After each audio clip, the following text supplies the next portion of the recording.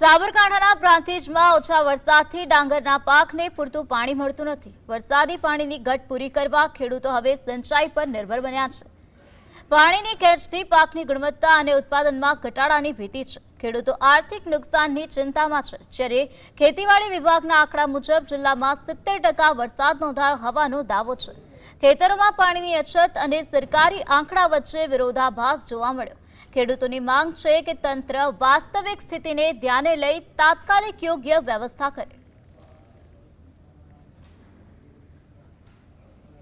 साल साबरकांठा जिल्लाની અંદર પ્રાંતિજ તાલુકામાં 18,000 હેક્ટરની આસપાસ ડાંગરનું વાવેતર થયેલું છે, પણ વરસાદ બિલકુલ ઓછો છે। 20% જ વરસાદ અત્યારે આવેલો છે અને બોરનું પાણી પણ એટલું પહોંચતું નથી। તો આ વખતે